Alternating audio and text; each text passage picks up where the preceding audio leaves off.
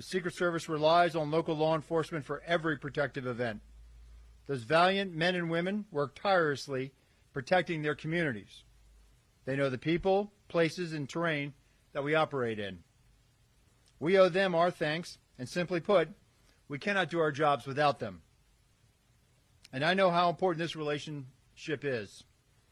I spent 4 years in local law enforcement before joining the Secret Service.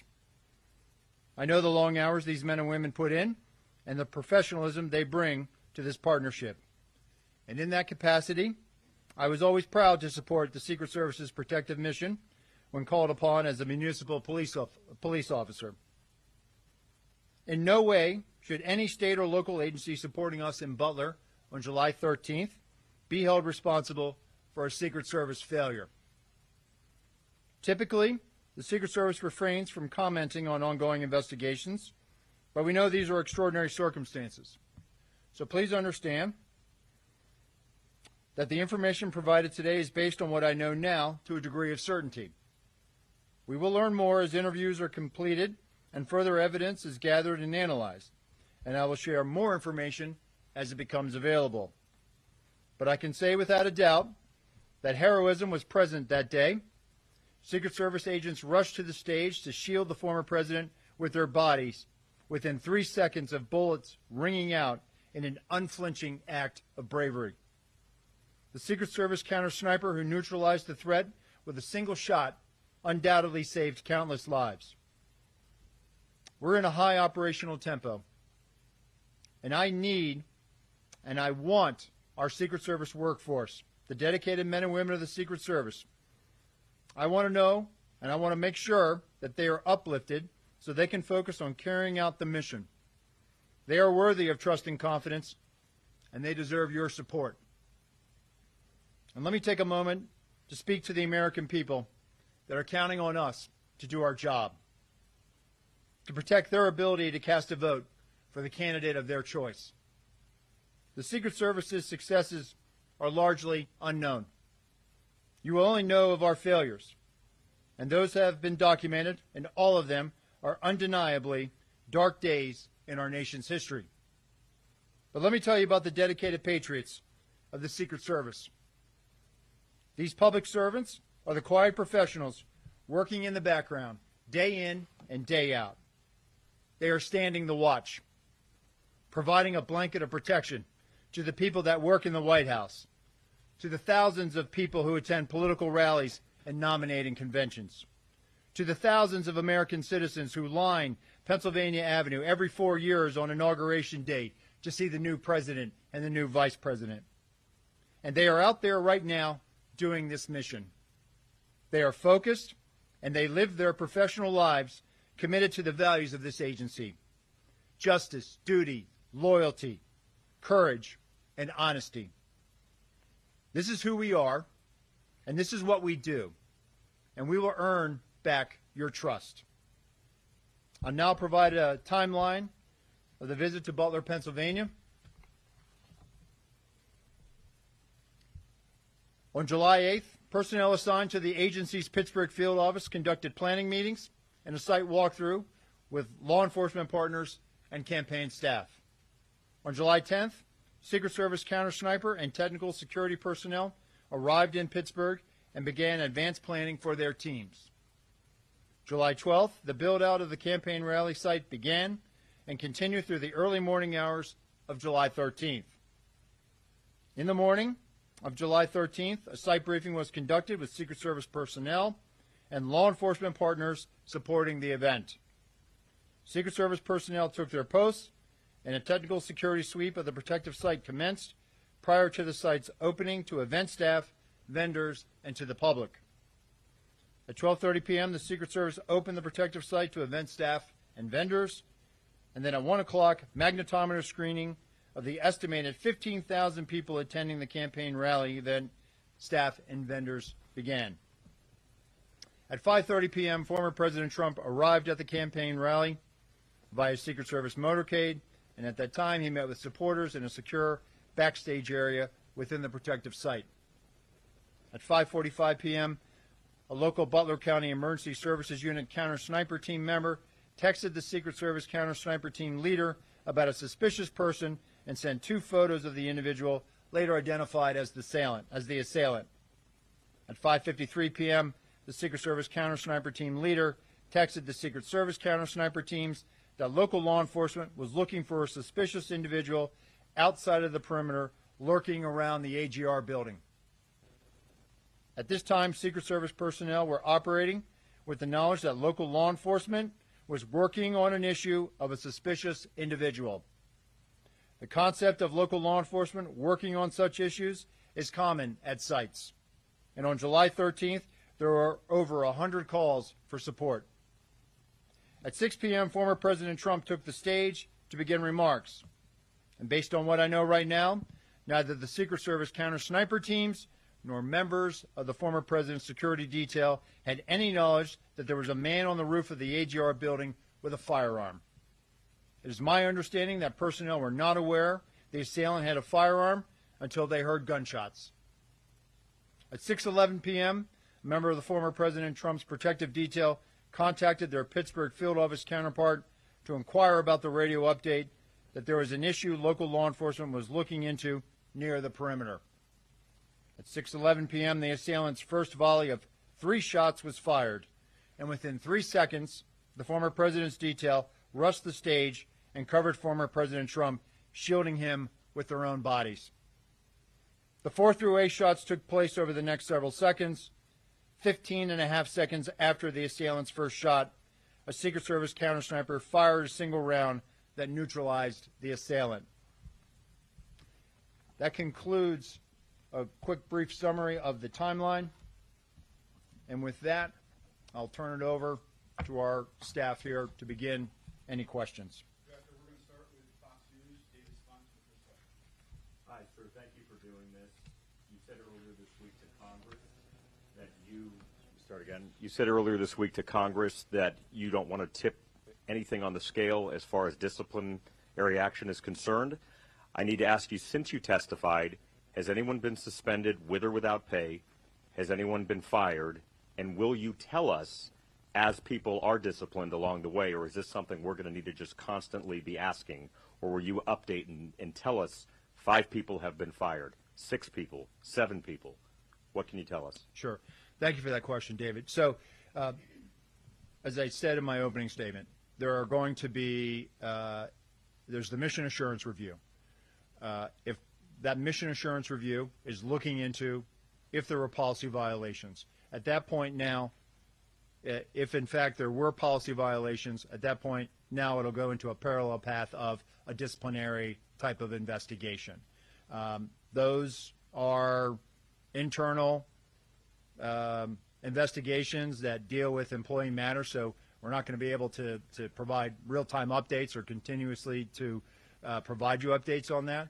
But what I will tell you is that these are very thorough investigations, and if in fact there were policy violations and they are substantiated, those employees will be held accountable. I think if I just may, sir, people want accountability. You may not be able to tell us names or positions or something, but will you be able to say that people have been disciplined? People want to hear that there's some accountability here. I will be able to, at least at a high level, provide at least some type of statement that people are being accountable, being held accountable. If I may, and I appreciate this, Fox Digital obtained some new video of somebody on the roof, which we believe is the assailant, that was running back and forth while President Trump was speaking. What do you make when you see of that? How does that go with this timeline here? Yeah, so it affirms to me, and again, and you heard this from the FBI, and they're still conducting interviews and looking at this. It even just affirms to me that this was a failure. We should have had better protection for the protectee. We should have had better coverage on that roof line. We should have had at least some other set of eyes from the Secret Service point of view covering that. That building was very close to that outer perimeter, and we should have had more of a presence. And so as far as the timeline of him running back and forth, I know the FBI has provided a bit of a chronology as well, and so I'd have to go back and look at that. But the bottom line is this, David. This was a Secret Service failure. That roof line should have been covered. We should have had better eyes on that. Thanks, Director. We're going to go to the Washington Post. Carrie Stein, next question. Yeah, thank you so much for doing this. I have just a quick quick follow-up. Can you describe, you said there were 100 calls for support. Who those calls came from and what those looked like? And also, moving forward, do you anticipate, and if so, what any different changes in protocol between how Secret Service communicates or works with local law enforcement specifically as they work to secure events or other things? Yeah, thank you for that question. So with regards to calls for support, it was a very hot day that day. There was a lot of not only EMS type of calls to address people, but there were people that needed some other type of law enforcement assistance. This happens a lot at outdoor rallies, where especially on hot days. So there was a lot of traffic, radio traffic on the local net about, hey, I need EMT here. So there was a lot of people that were needing assistance. With respect to the interoperability, so one of the things that I've directed is I've commissioned a task force. And that task force is going to be leveraging the resources of the Department of Homeland Security. It'll be co-chaired in all likelihood by someone from the Secret Service and someone from CISA. And I think we're also going to bring in some state and local law enforcement. The interoperability challenge, it's not an easy fix. It's not as simple as just trying to figure out the local frequency of the agency you're working with and then piping that into your radio network. It requires a substantial technical fix. In the meantime, before we can get to that, what I need to have is I need to make sure that our folks, when they're out there, we use a counterpart system. On the day in Butler, we had a Pennsylvania State Trooper in our security room. They also had a unified command post that had some of the other agencies that were on site that day. It is plainly obvious to me that we didn't have access to certain information, not by anybody's fault. It just so happened that there was a sense of urgency, that there might have been radio traffic that we missed. We have to do a better job of that. So moving forward, in addition to this task force that we'll provide more information on next week as we begin to stand that up, I've also directed all of our SACs, our special agents in charge of field offices across the country, to reevaluate where we put our security rooms.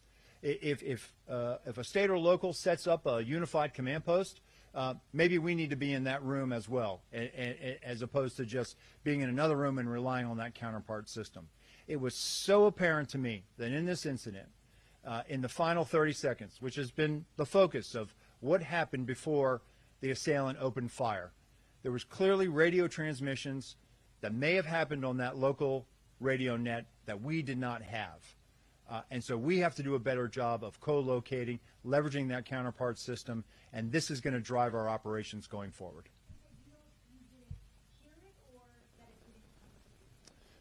We did not. It did not make it over to us, or whether we did not hear it, it just did not make it over to us.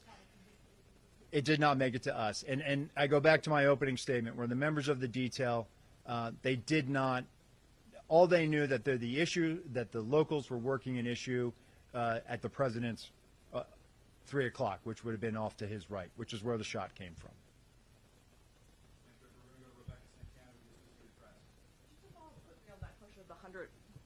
To clarify on the 100 calls that you got roughly that day, I understand a lot of them were heat related. How many specifically were suspicious people?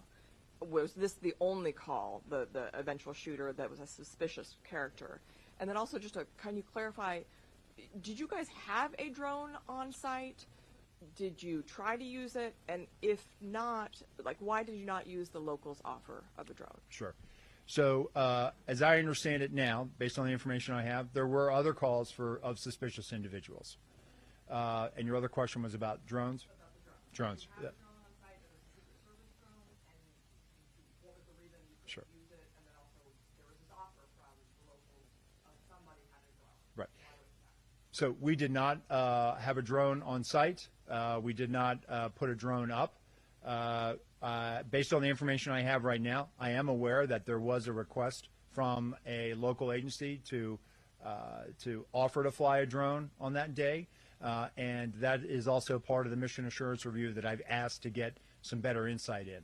One of the other changes that I implemented when I became the acting director is we are now going to leverage the use of unmanned aerial systems at sites now. So we are putting those assets out, and we should have had better line of sight on some of those high ground concerns. We thought we might have had it covered with the human eye, but clearly we are going to change our approach now, and we are going to leverage technology and put those unmanned aerial systems up. We're going to go to Nicole Skanda with CBS News. Thank you so much for doing this. You mentioned that there were text messages from Butler ESU to U.S. Secret Service counter snipers. I'm curious if that is routine. There were 2 communication channels at the Butler rally, and you referenced earlier this week it appears that information was stuck or siloed at the state and local channel.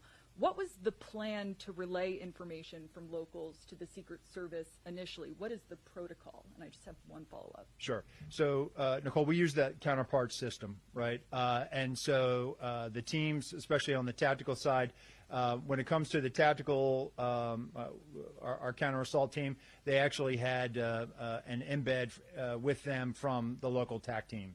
And they had that radio net as well with Pennsylvania State Police. With respect to the counter snipers, they were using cellular or telephone text communications. At this point, moving forward, what I have directed now is that everybody should be using the radio net. And if we don't have the ability to pipe in or leverage that counterpart system, that's one of the things that we're looking at now. We should be able to have direct comms with the people that are supporting us, and that's moving forward. That's what I have directed. So just to clarify, U.S. Secret Service counter snipers did not have radio communications. Not with the local CS folks that were providing a support. They were basically had an area responsibility independent from where our counter snipers were securing. And just a last thing, did the U.S. Secret Service counter sniper teams that arrived on site on July 10th ever relay line of sight concerns? What came of that? And can you confirm that this was the first 2024 campaign event that counter sniper teams were assigned to the former president? Sure. As part of their advance, they identified those line of sight, those high ground concerns, and there's a division of labor. With respect to the whether or not this was the first time, it was. It was the first time Secret Service counter snipers were deployed to support the former president's detail. Go to Eileen Sullivan with the New York Times. Hi, thanks so much for doing this. I have a question about the review that you did, the picture that you showed in the Senate the other day of the vantage point that the local snipers had. How do you know that that's the window that they were actually posted at? Because they're saying that they're on a completely other side of the building. And related to that, has the Secret Service actually interviewed the snipers that were in the AGR building? So thank you for that. So once the FBI had released the Butler Farm Show site, we were able to take custody of it, and we sent the full resources of our Office of Investigations, which included the Forensic Services Division. We did a full site reconstruction, and this is part of our ongoing mission assurance review. And as part of that, that also included the plotting and also trying to identify where not only our personnel were, but also where state and local law enforcement were. And then the second part of your question was? Well, so, I mean, how did you identify where they were? And have you interviewed the local snipers? So the mission assurance, we're starting with our federal personnel and working out. We will get, if they're willing to be interviewed, we will ask for the local law enforcement on site to be interviewed that day. How we went back and reconstructed that was based on what we had based on the ops plan, and then also based on what our own folks, as they understood it on the day of. Well, but I mean, you've talked a lot about how you may not have been as specific as you need to be. So how do you know that they were in that window, that if they looked left, they could have seen something? Because they're saying there's no way they couldn't see any of the routes from where they were posted at the other side. So I think what we'll do is we'll let the mission assurance play that out, and we'll look forward to interviewing them and definitely getting their side of the story. But what I also want to reiterate is this was a Secret Service failure, and so they should not be blamed. We're not trying to shift blame to anybody, and that's the important takeaway, that we need our state and local partners out there doing this with us every day. Thanks, Victor. We're going to go to Peter Thomas at ABC News. Director, thank you for taking the time. Just a couple questions, if you could walk us through some things to help us better understand. Have you gotten to the bottom of why there was no one stationed on the roof from a law enforcement perspective, and why there was no one there to secure the building to make sure no one could get up there? Have you gotten any clarity on why those two lapses in security were in place? And I have a couple quick follow-ups. Sure. It's something that, again, having been there the day after I was named the acting director, I wanted to put eyes on and go up there and see it. Yes, And looking at that site, it really, seeing how close that site was to the stage, seeing where it was, it definitely raised a lot of questions in my mind that there should have been physical presence, if not on the roof, that there should have been better security to prevent anyone from getting up on that roof. Moving forward, I've directed our Office of Protective Operations and our Special Operations Division now that when we are up operational and we have counter snipers out there, that we're working with locals, and that they in fact will also be out present. At the very least, the presence of a law enforcement officer can deter a lot of bad activity. Having been a local police officer, I will never know how many crimes I prevented just by being there, just by walking the street and being out there. And so moving forward, one of the things that we want to do is we want to deter people from even thinking about trying to do something like this again. And the only way we can do that is leveraging not only the resources that we have, but the resources of our state and locals, and putting them out there in an overt presence. Two very quick follow-ups. You talked at length at the hearing the other day about the system that did not operate that could detect drones. Can you describe a little bit of how that works? Does that go in the sky itself to detect the drones? And then finally, the interoperability issue. I'm clear in terms of that Secret Service radios were not communicating with the locals. But you had people in the command post, right, who in theory could hear and know some basics of what was going on. Is that am I understanding that correctly? So with respect to the counter UAS, Pierre, I don't want to get into too much sensitive information, but what I can tell you is it allows that asset allows the geolocation to be able to plot where a drone is within a certain distance of how we set up. So think of it as like geofencing, and then being able to pinpoint and detect where that is. With respect to the agency that was, we had Pennsylvania State Police, but it appears that there was really a big sense of urgency going on, and the state and locals were doing everything they possibly could to try to find the assailant. He had already come to their attention. They were actively trying to find him, and I believe everyone was doing their level best to try to locate him. But there could have been other agencies that were putting out radio transmissions, and this is something that we'll work with the FBI to get further on. But those radio transmissions might have just been back to the Unified Command Post and maybe not have made it over the Pennsylvania State Police here. But that's something that we're going to look into, and definitely something that we are moving forward. We definitely want to remedy this going forward. But your Secret Service personnel in the command post had some sense that something was going on based on what they were being told about the radio traffic. Yes, that they were working an issue at the 3 o'clock of the stage. We'll go to Andrew Goodsworth with Group Lawyers. Thanks for doing this. I wanted to ask you about changes moving forward. Former President Trump has said he wants to continue having outdoor rallies. What specifically will be different at the next rally that wasn't the case in Butler? And if I could ask a follow-up to, do you have information in the 30 seconds after the gunman was confronted on the roof by a local law enforcement officer that there were local law enforcement trying to communicate with the Secret Service that there was someone on the roof with a gun, and that transmission was the one that was missed? Okay. So with respect to the former president wanting to get back out there, listen, it's a campaign season, right? Candidates want to be out there. They want to be, whether it's an indoor site or an outdoor site, it's on the Secret Service to make sure that we create a secure environment. Listen, we identify challenges. we identify concerns, and then it's on us to figure out what we need to do to mitigate that. So if there are going to be future campaign rallies outside, it's going to be on us to make sure that we are providing all the assets and resources to make sure that those sites are indeed secure. With respect to the radio transmissions, based on what the FBI, my colleague from the FBI testified the other day, and they are working on isolating some of those radio frequencies from the state and locals, that there was somebody who did in fact radio out that they had seen the individual with a weapon.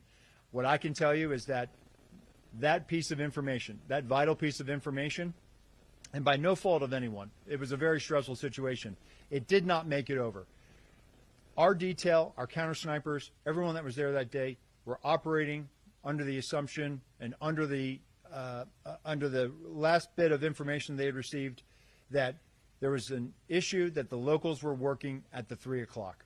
That's the bit of information that we had, not anything about a weapon.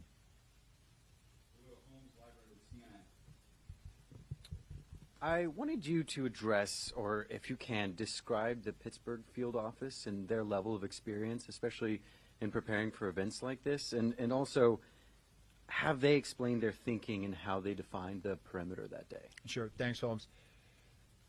Our Pittsburgh field office, I don't think there's anybody in the Secret Service who is feeling this more than the men and women of our Pittsburgh field office.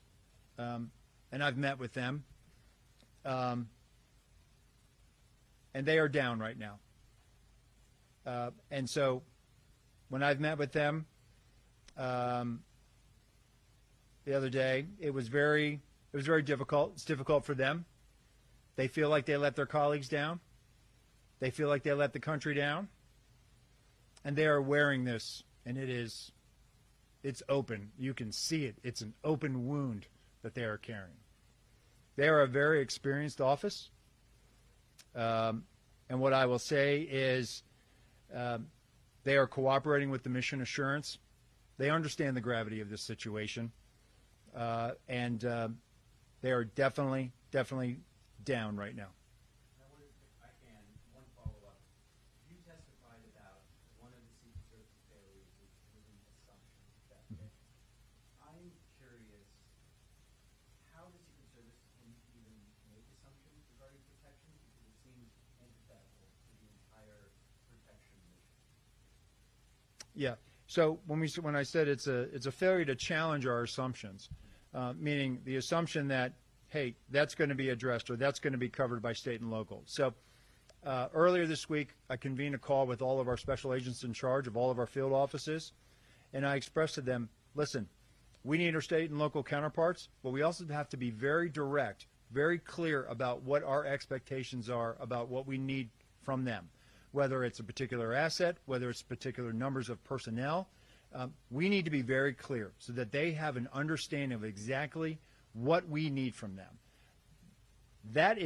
That's on us. We need to be better communicators and articulate exactly what we need to mitigate any challenges, concerns, or anything that we identify during that advanced process. And so I have full confidence in our SACs in the field. I have full confidence in our state and local counterparts that moving forward now, we're not going to have this assumption that, oh, we think that they have it. No, we're going to work together. We're going to have good, hard, fierce conversations about what we're going to do, and then we're going to go out there and we're going to make all of these venues secure moving forward. We'll go to Ryan Barber with the Wall Street Journal. Thank you, Acting Director. One thing, for starters, I was hoping you could elaborate a little bit on a portion of the timeline in which you address a communication between the Secret Service detail and personnel at the Pittsburgh field office. It just struck me as a little vague, and I was curious if you could elaborate on what that communication was. So the former president's details, they had an advanced person on the ground who was responsible for the site. The radio transmission goes out about locals working an issue at the 3 o'clock. The member of that detail called their Pittsburgh field office counterpart. Hey, what do you know about this? Right in the middle of that phone conversation, the shots begin firing. So that's the context of it. And sorry if I missed, could you say how they became aware of the locals working an issue in the first place to even have that conversation with That was the radio transmission that was put out by our security room. I got it. Okay. Just to follow up, I'm curious about, you mentioned that this was the first event where Secret Service counter snipers had been assigned as part of the security for former President Trump. To what extent do you think that factored into what were ultimately shown to be the failures? Just that this was a first time, at least in a while, in his capacity as a former president, that they were there on the site. So The novelty of it. Sorry. Sure. So let me just clarify one thing. This is the first time that Secret Service counter snipers, but the former president at campaign rallies has actually been getting state and local resources. So tactical assets, counter snipers from state and locals. So with respect to why they were there in Butler, listen, we evaluate our threat landscape every day. We calibrate based on that threat. We evaluated a threat stream that we have, and we put our Secret Service counter sniper personnel out there. And looking back, it was very fortunate that we did. But the former president will have counter sniper coverage moving forward, as will the president, the vice president, Senator Vance, and then we'll await the eventual Democratic vice presidential nominee. We are going to put full resources out there to make sure that our campaign cadence now is obviously picked up, and we're going to make sure that we have all the resources out there to address any challenges that we have. We'll go in the front, Julia Ainsley, NBC News. Thank you. As you're doing this review, are you looking at the days leading up to this event and the instructions that you gave to state and local and federal partners? I know in the past there used to be a PowerPoint presentation that was given before events like this, where people who were part of each unit in the Secret Service would stand up, go through the mission, who was assigned to them, what they'd be doing. I understand that did not happen in this case and hasn't been happening for some time prior. Is that something you think was missing here? Is that something you might review and bring back? And do you also think the Secret Service is too reliant on state, local, and federal partners? I mean, you have almost 2,000 HSI agents helping in events coming this fall. That's a third of their workforce, and it takes a lot from state and locals as well. So first, would you bring back the PowerPoint? Do you think there should have been more planning? And are you too reliant on state and local and other partners? Thanks, Julia. So that will be part of the mission assurance, the communications and what was communicated leading up to it. What I can tell you now, based on information I have, is there was, and what you're referring to is what we call a police meeting, where we bring all the agencies together that will be directly supporting a particular visit. We know that there was a police meeting. We know that there were agencies from the various jurisdictions were present. The ones, and when I say that, the ones that were the primary ones identified with providing support and were going to be involved in the advanced planning process, meaning they were going to provide a counterpart, kind of like what you said, the PowerPoint. If you're going to be conducting the site, this is Special Agent so-and-so, and here's their contact info. And then usually at the end of that meeting, everyone kind of goes off and they form up and they go over, how they're going to go out and do the walkthroughs and identify some of the things. Based on the information, I don't know about the PowerPoint. I can tell you that there was a police meeting. With respect to the PowerPoint, I certainly think that visuals are always good. I think that if we're not using it, we certainly will. But that goes back to my direction that we have to be very specific about what we're communicating and what our expectations are moving forward. With respect to the reliance on state and local law enforcement, listen, there are 700,000 full-time law enforcement officers, over 700,000 full-time law enforcement officers in the United States. The majority of prosecutions in the criminal justice system in the United States are done by state and locals. That's a result of criminal investigations that they do every day in their communities to keep them safe. Over 135 officers died last year serving their communities, federal, state, and local. 47 of them died by violent means, gunfire. There's not an over-reliance on them. They're out there every day securing their communities. They know the terrain. They know the people. More importantly, they know the local laws. If you're in a state where it's open carry, we're going to rely on them to enforce local laws. I, as a federal agent, cannot go out there and enforce the laws of the Commonwealth of Pennsylvania. I need those state and local law enforcement officers. So I would push back on that. With respect to leveraging other federal partners, when we were in the Department of Treasury and I was a brand new agent, I would stand post during a campaign year with agents from ATF, IRS Criminal Investigations. We were all one big happy family. Customs. Customs moved over to DHS just like we did. So we do this every 4 years. We rely on those partners. We use them during national special security events like the Democratic National Convention, the United Nations General Assembly, the presidential inauguration. Those are whole of government security operations, which the Secret Service is the lead planning for, and we're going to bring in partners from across the government.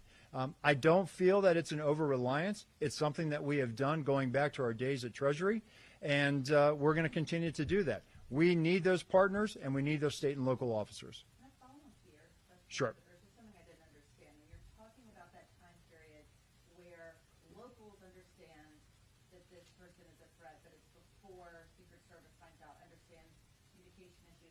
Were they not standing right next to them, or were they in two separate command centers? So we had our security room, and then they had a unified command post, and we had Pennsylvania State Police officer representative in our security room. There was no Secret Service agent in the unified? No, there was not. Are there typically two separate command centers? That was unique. As I understand it, that's an emergency management model that they use. As I mentioned in that conversation with our special agents in charge in the field, I've directed them, hey, we need to rethink where we put our security room. If the large majority of our partners are in a unified command post or in a different location, we need to probably be there too. And so we have to rethink how we, where we put our security rooms, and we are in fact doing that now moving forward. So let's go to Ellen Gilmer with Bluebird. We'll do the pool. If there's time for follow-up, we take it. Thanks so much. Appropriators in Congress this week delayed consideration of DHS's budget for fiscal 25. They want to know more about what Secret Service needs. I know you said Tuesday, obviously every agency head is always going to say they need more resources, but can you be kind of specific about what resource needs there may be, particularly when we're looking at the technology issues, radio transmissions, Sure. the CUAS system?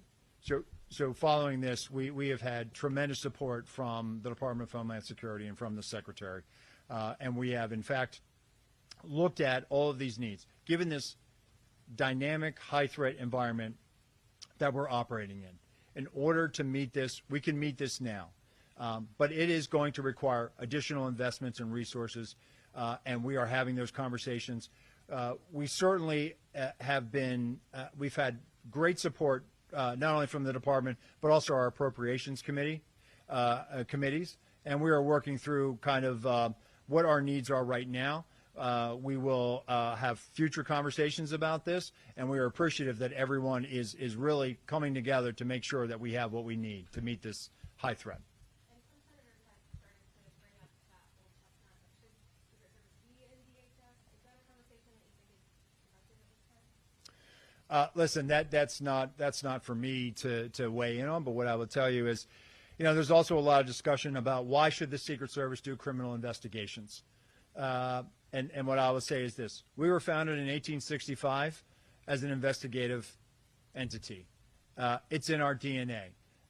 I firmly believe that the best protection agents learn those skills being criminal investigators. You learn how to interact with people. You learn organizational skills. You learn to be analytical. Those are all traits that you need to have when you're on a detail. Moreover, if you look at where we are today, buildings, communities, everything is interconnected. And so we have a particular expertise in cyber and in cybercrime and critical systems protection. And so when you overlay that investigative skill set that we have, it's more than just securing the president or our protectees in a brick and mortar setting. It's also protecting them from things that make them vulnerable due to cyber. And so the only way to learn those skills, to be able to detect, to be able to analyze, to be able to make sure that we are hardening not only cyber systems, but hardening a building that is fed by cyber systems. The only way to gain that experience, that knowledge, is to be able to do criminal investigations. Additionally, it is within our investigative authority to follow up on threats. People make threats to the president and the people we protect every day. We need to have that domestic and international network of field offices to be able to track down those threats. And if necessary, bring those people to justice and present them to a U.S. Attorney's Office. So this, I know there's been a lot of talk. Should we or shouldn't we? Should we do this? Should we be in DHS? The bottom line is this. If you want the Secret Service to continue to be the Secret Service and be effective at what it does, it needs to be doing investigations, and it probably needs to be in the Department of Homeland Security until Congress or others have an opportunity to weigh in. Last question, we're going to go to the pool for those that couldn't be here today. Just a quick question. There's a report that a whistleblower has alleged that you personally directed cuts to the Counter Surveillance Division, which led to the threat assessments team failing to perform its duties that it typically would before the Butler rally. Is that accurate? Is that allegation accurate? So I've become aware of this. We got a congressional letter on it. What I can tell you is that the Counter Surveillance Division, they do a fantastic job. They have a very specific mission set. A lot of that mission set is here in the National Capital Region, focused on permanent protective sites. But they do go out and they support, when requested, they go out and support former details. I know that there's been allegations that that I personally cut or that I denied requests. The Counter-Surveillance Division has been out there supporting the former president's detail at some very high-profile events. They continue to provide that support, and they're out there providing support right now. So we're going to respond to the letter that we received, and we'll be sure to make that. I'm sure they will. We'll be able to share that response when the committee says it's okay to respond. Is that a no, though? Did you cut funding personally? I did not. No. Did you finally figure out how he got that gun on the roof? Did it fit in the backpack? We're working to determine that. That's something that the FBI is working on. There's a couple of, I don't want to speculate as to exactly how he would have gotten it up there. Director Rowe, the 2024 campaign is heating up. Y'all are adding more and more candidates to your protection list.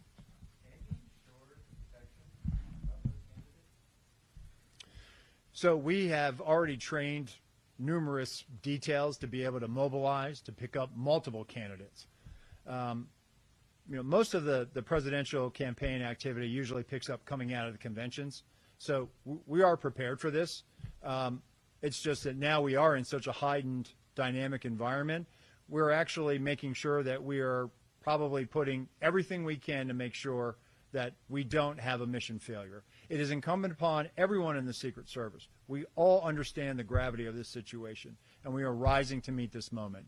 And we are certainly, as we go into the Democratic National Convention, as we await picking up another candidate with the eventual naming of a vice presidential nominee from the Democratic side, we are going to staff that, and we're going to make sure that we have all the resources and assets necessary to provide that level of protection. Director, thank you. Thank you, everyone.